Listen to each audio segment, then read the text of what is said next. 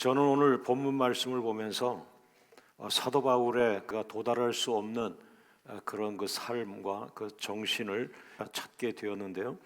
오늘 사도 바울은 그리스도를 믿은 이후에 완전한 변화, 삶의 변화가 와가지고 자기가 살아있는 동안에 자신이 그리스도를 대신하여 살고 싶다. 마치 저에게 명령하는 것 같아요. 그리스도를 대신하여 살아라. 그런 마음이 저에게 왔습니다. 오늘 고린도 후서 5장을 통해서 그리스도를 대신하여 살아가기를 원했던 사도 바울의 그 정신, 모습 이런 것을 나눠보고자 합니다. 첫 번째로 우리 같이 한번 읽겠습니다. 1번 그리스도를 믿는 사람들은 오직 죽었다가 다시 살아나신 그리스도를 대신하여 살아가라. 고린도후서 5장 15절을 다 같이 읽겠습니다. 그가 모든 사람을 대신하여 죽으심은 살아있는 자들로 하여금 다시는 그들 자신을 위하여 살지 않고 오직 그들을 대신하여 죽었다가 다시 살아나신 이를 위하여 살게 하려 함이라. 사도 바울의 사연을 우리가 잘 알고 있습니다. 사도 바울은 굉장한 율법 학자였습니다. 이 사도 바울을 통해서 예수를 믿고 이 사도 바울은 자기가 구원받은 것, 모세 오경에서 줄 수 없는 그런 그 천국에 들어가는 구원의 자격, 이것은 바로 자기에게 있었던 게 아니에요. 모세 오경은 자기가 율법을 잘 지키면 하나님의 축복을 받는 그런 구조로 가는데, 예수님을 만난 이후에 이 사람이 깨달은 것은 예수님 믿고 천국 가는 것은 내가 할 일이 없다. 예수님이 십자가에 죽으셨고 예수님이 3일 만에 부활하신 그 부활의 능력을 통해서, 십자가와 부활을 통해서, 십자가 죽으심과 부활의 능력을 통해서 자기의 구원이 완성이 되고, 그렇다면은 자기를 드러내고 싶은데 자기를 드러낼 수가 없는 거죠. 그거 내가 신앙생활 잘해서 내가 이런 축복을 받았다라고 해야 되는데, 오늘 사도 바울을 통해서는 180도를 바꿔버린 거예요. 내가 할 것은 아무것도 없다. 내가 받은 구원은 예수님이 십자가에 죽어주셨고 예수님이 무덤에서 사망 권세 깨뜨리고 부활해 주신 것이다. 내가 한 것은 아무것도 없다. 이러면서 이 사도 바울은 새로운 경지를 우리에게 또 하나 찾아서 제시해 줬습니다. 그게 뭐냐 하면은, 내가 한 것은 아무것도 없다. 내가 천국 가는데 내가 한 것은 아무것도 없다. 예수님이 십자가에서 죽어주신 제물 되었고, 그래서 예수의 피로 천국을 가는 것이고, 내 죄 문제도 예수의 피로 사함받은 것이고, 그리고 마지막에 무덤 권세를 깨뜨리고 부활하심으로 인해서 완전하게 내가 예수님을 닮아가는 일에 이 부활의 능력을 또한 사모하게 된 것이다. 그래서 사도 바울은 바울 서신에 보면 딱 두 가지를 강조합니다. 십자가와 부활입니다. 거기에 사도 바울의 인간적인 노력이나 인간적인 희생이나 이런 거를 얘기를 별로 하지 않았어요. 계속해서 예수의 피로 구원받습니다. 예수님의 부활의 능력으로 마귀를 이깁니다. 할렐루야. 그러면서 이 사도 바울이 오늘 본문에서 고린도 교인들에게 제안하는 것은, 그러므로 여러분, 구원은 예수님이 다 이뤄놓으셨습니다. 그래서 예수님만 우리가 따라가면 됩니다. 그러면서 오늘 본문에서는 한 가지를 더 추구하는데 뭐냐면은, 예수님의 삶을 내 안에서 살아냅시다. 할렐루야. 할렐루야. 따라합니다. 그러므로 그리스도인을 정의해 봅시다.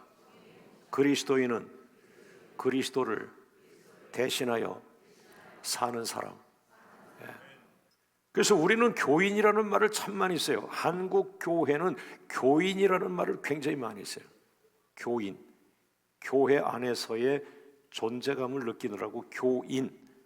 그러나 사도 바울은 교인이라는 말을 별로 안 씁니다. 그리스도인이라는 말을 많이 씁니다. 예수의 사람, 그리스도인이라. 할렐루야. 교회를 넘어서 하나님의 나라를 보고, 교회를 넘어서 그리스도를 보고, 마치 집을 사가지고 하나하나 꾸미고 해서 우리 집 좋다, 우리 집 좋다 하는 것처럼 우리 교회 좋다, 우리 교회 좋다라고 멈추지 말고 교회를 넘어가서 하나님의 나라를 확장케 하고 세계 선교를 감당하고, 할렐루야, 이 지역의 도시를 회복하고 국가를 축복하고, 이런 큰 하나님의 나라가 여러분 가운데 그려지기를 주의 이름으로 축원합니다. 그래서 오늘 사도 바울은 고린도 교회에 특별한 정신을 주고 있는데, 고린도후서 5장 20절 보니까 따라합니다. 우리가 그리스도를 대신하여 살아가자. 그리스도를 대신하여 살아가자. 그러니까 예수님은 지금 부활하신 이후에 승천하셨고 지금 하나님 나라에 계시지 않습니까? 하나님 보좌 우편에 계시단 말이에요. 그러면 우리는 의정부 땅에 살면서 많은 사람들이 예수님 보고 싶은데 예수님은 어떤 삶을 사셨어요? 예수님은 어떤 분이에요? 라고 할 때 광명교회 집사님, 권사님, 여러분들이 예수님처럼 사십시오.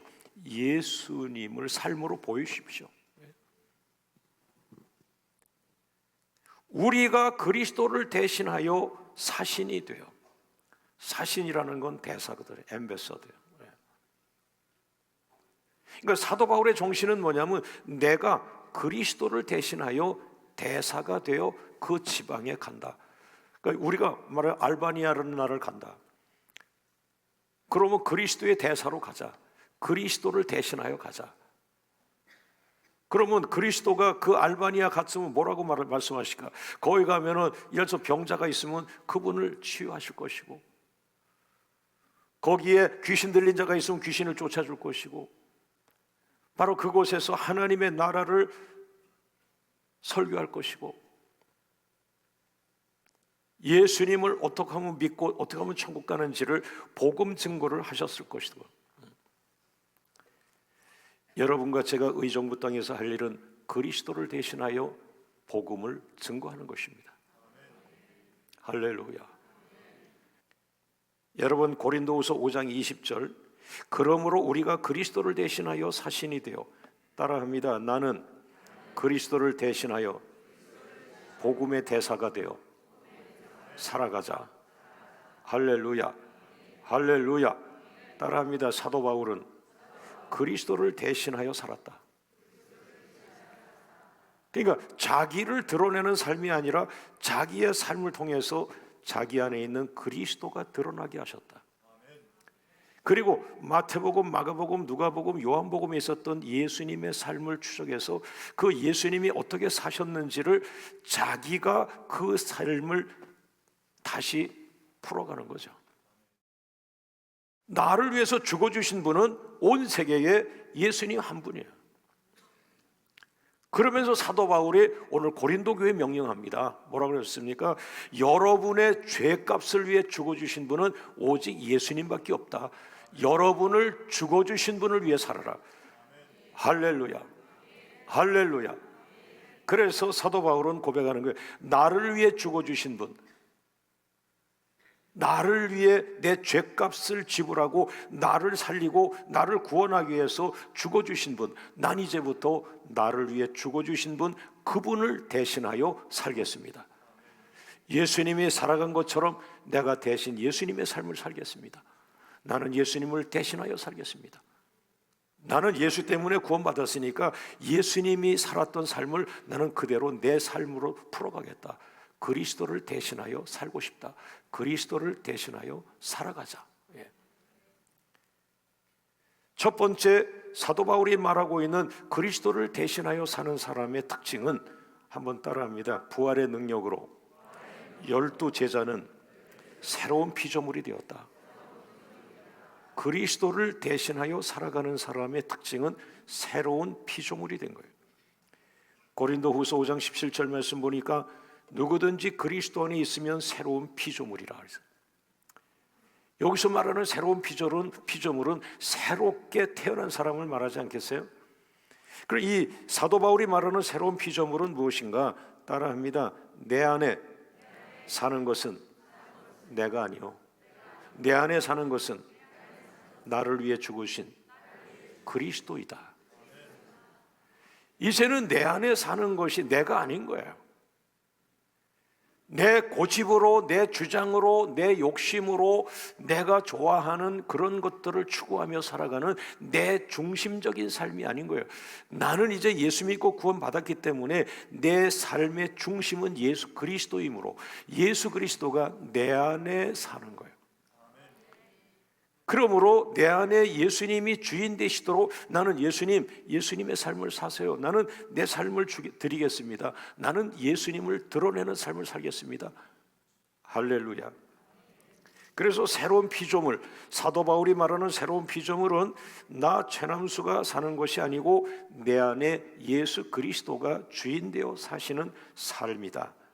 그래서 갈라디아서 2장 20절에 보니까 내가 사는 것이 아니요 오직 내 안에 그리스도께서 사시는 것이라. 할렐루야.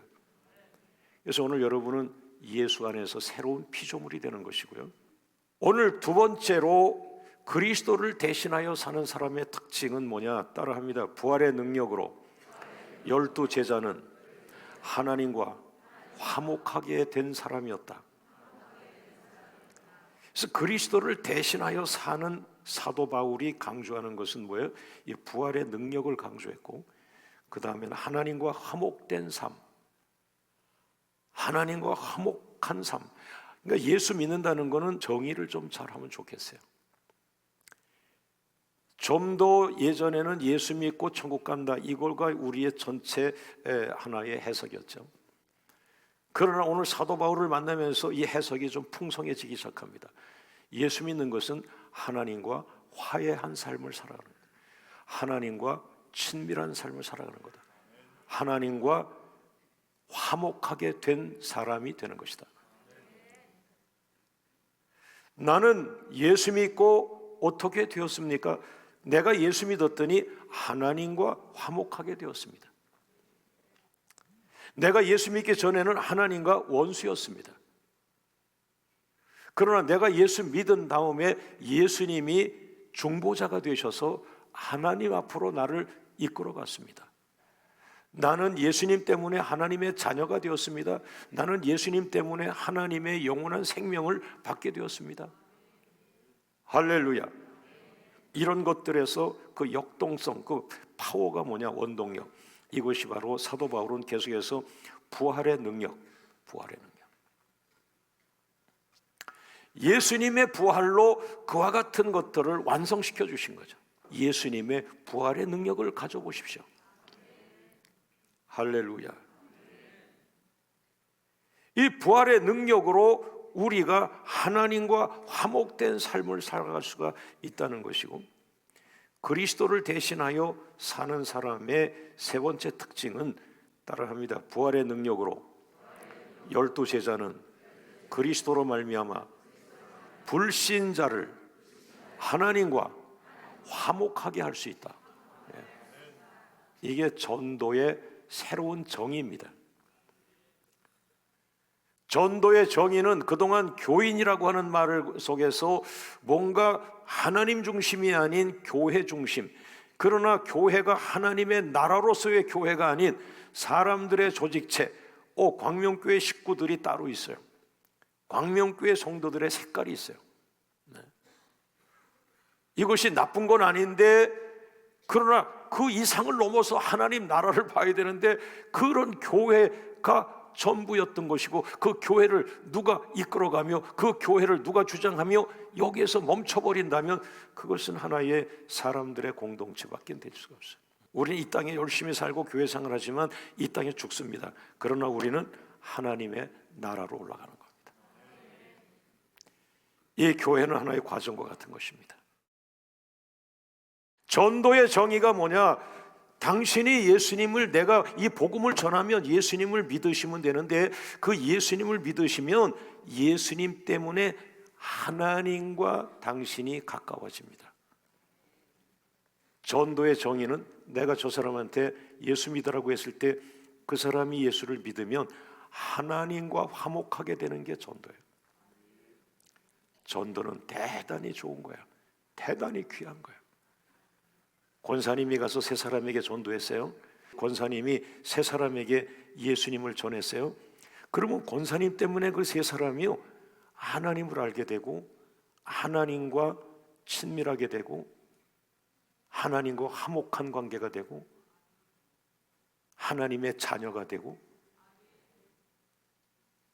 어마어마한 일인 거예요. 여러분, 거기에 세상이라는 건 자꾸 끼지 마세요. 세상은 완전한 게 아닙니다. 국가도 완전한 게 아닙니다. 완전한 건 하나님뿐이에요. 할렐루야, 할렐루야, 할렐루야, 할렐루야. 지옥에 가야 할 사람에게 예수 믿고 전도를 했더니 그 지옥 가야 할 사람이 하나님을 알게 됐고 하나님과 원수로 살았던 그 지옥 갈 사람이 죄 문제가 해결되었고, 그런데 그것은 그 사람의 공로가 아닌 거예요. 예수님이 십자가에 죽어주신 거예요. 그걸 믿기만 하면 되는 거예요. 예수 믿는 데는 내가 할 일은 아무것도 없어. 예수님만 믿으면 되는 거예요. 오늘 여러분이 이 땅에서 하나님과 원수된 것 다 하나님이 무료로 합니다. 예수 믿으면 은혜로 다 해결해 주십니다. 할렐루야. 그래서 전도는 불신자를 하나님과 화해하게 만드는 거예요. 전도는 따뜻한 거예요. 전도는 훈훈한 겁니다. 할렐루야. 여러분이 그 사람을 예수를 전해주면, 그 사람이 예수님만 믿기만 하면 하나님이 그 가정에 내려오시고 하나님의 자녀에 그 사람을 입적시키고 하나님과 화목한 관계가 되는 것이고, 이것이 바로 예수 믿는 목적이고 전도하는 목적입니다. 그리스도를 대신하여 살려면 바로 그런 복음을 제대로 전하시면 여러분을 통해서 그리스도를 대신하여 사는 사람이 될 줄로 믿습니다. 또 사도 바울을 통해서 그리스도를 대신하여 사는 사람의 특징은 뭐냐? 따라합니다. 그 부활의 능력으로 12제자는 그리스도의 불가항력적인 사랑에 붙잡혀 끌려다니는 사람들이다. 고린도후서 5장 14절 말씀 보니까 그리스도의 사랑이 우리를 강권하신다. 아유, 사도 바울이시여, 왜 그렇게 열정적으로 전도합니까? 왜 그렇게 열정적으로 선교합니까? 그랬더니 내가 열정을 낸 게 아닙니다. 아까 처음 얘기했죠. 내가 사는 것이 아니고 이제는 내 안에 그리스도가 산다고. 근데 사도 바울이 또 얘기하는 거예요. 내 안에 사시는 그리스도가 나를 가만 놔두지 않습니다. 계속 내 안에서 저 영혼을 사랑해라, 저 영혼을 사랑해라, 저 의정부 영혼을 사랑해라, 저 의정부 영혼을 사랑해라, 저 의정부 영혼을 찾아가라. 나를 계속해서 강권하십니다.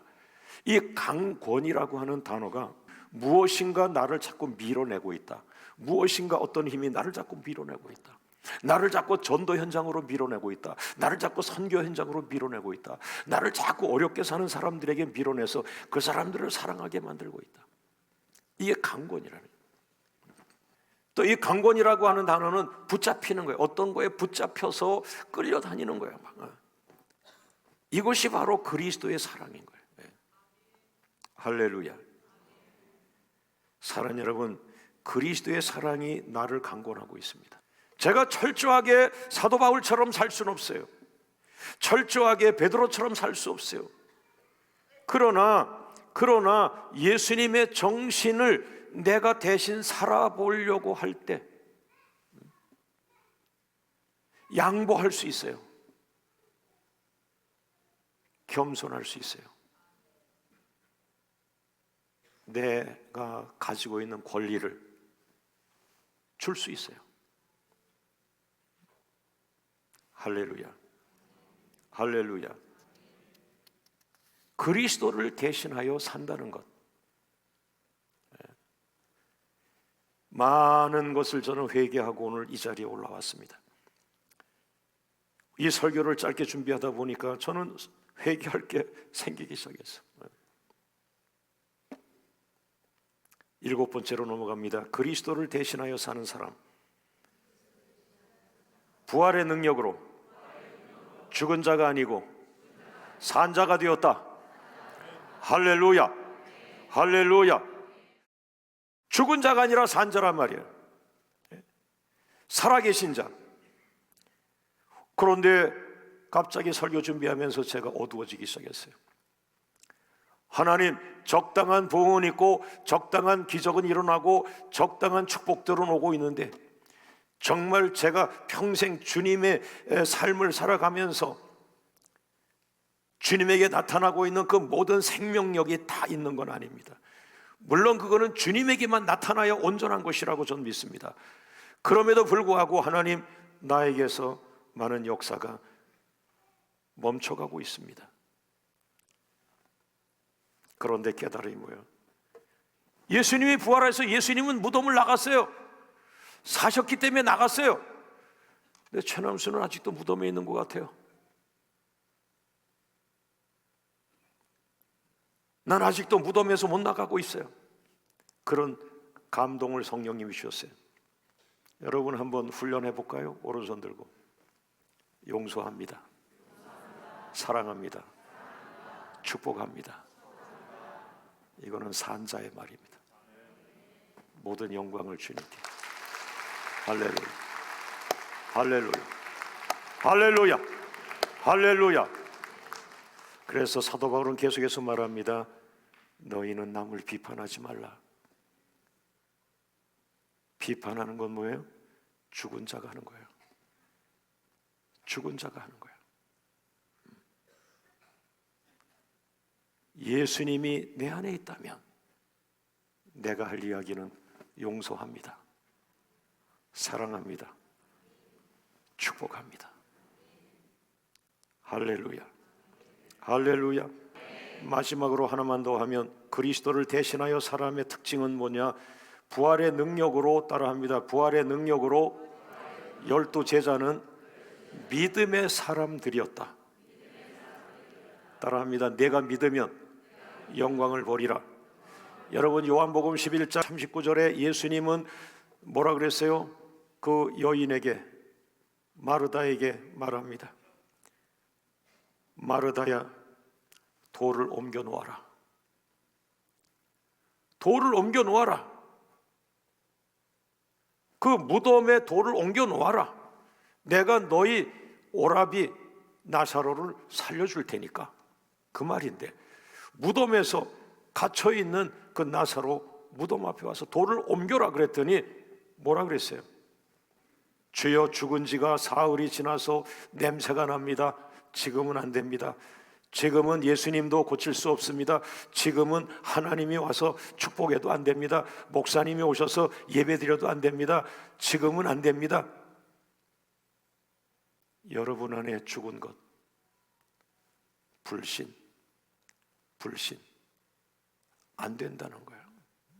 그건 죽은 자의 말이에요. 하나님은 됩니다.